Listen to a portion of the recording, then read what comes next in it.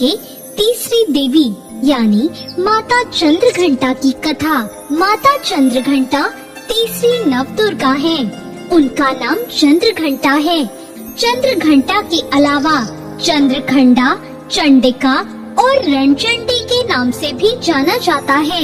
ऐसा माना जाता है कि माता अपनी कृपा, बहादुरी और साहस से लोगों को पुरस्कृत करती हैं। इनकी कृपा से इनके भक्तों के सभी पाप, कष्ट, शारीरिक कष्ट, मानसिक कलेश और भूत प्रेत बाधा भी दूर होती है।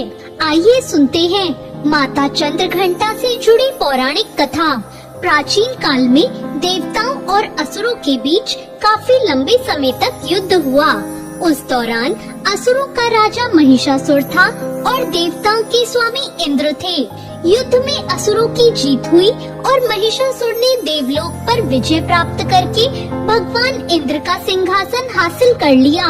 महिषासुर ने इंद्र, सूर्य, चंद्रमा और वायु समेत सभी देवताओं से उनके अधिकार भी छीन लिए। स्वर्ग से निकाले जाने के बाद सभी देवतागण इस समस्या से निकलने के लिए त्रिदेव ब्रह्मा, विष्णु और महेश के पास गए। वहां जाकर सभी देवताओं ने असुरों के किए गए अत्याचार और उनसे छीने गए सभी अधिकारों के बारे में भगवान को बताया।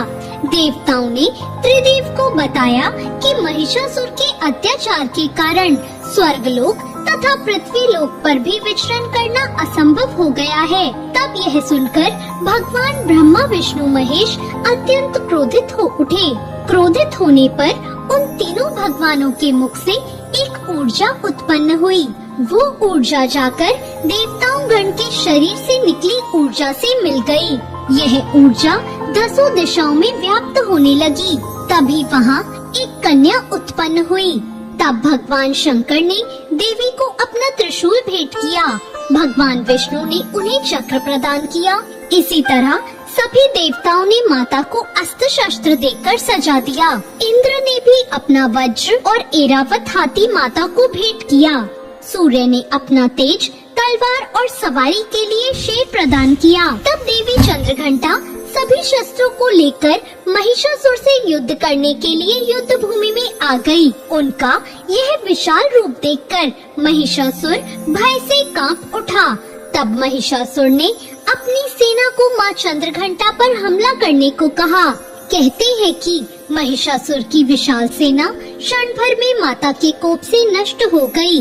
चंद्रघंटा मां ने राक्षसों के समूह का संहार करने के लिए धनुष की टंकार को धरा। वैसे ही माता के सिंह ने भी दहाड़ना शुरू कर दिया और फिर माता ने घंटे के शब्द से उस ध्वनि को और बढ़ा दिया, जिससे धनुष की टंकार, सिंह की दहाड़ और घंटे की ध्वनि से संपूर्ण दिशाएं गूंज उठी। उस भयंकर शब्द और अपने प्रताप से देवी ने दैत्यों के समूह का संहार कर देवताओं को विजय दिलाई।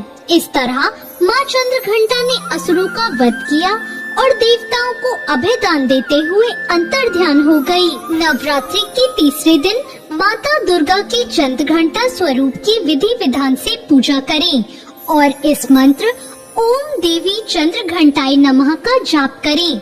इसके बाद मां चंद्रघंटा को सिंदूर, अक्षत, गंध, धूप, पुष्प आदि अर्पित करें।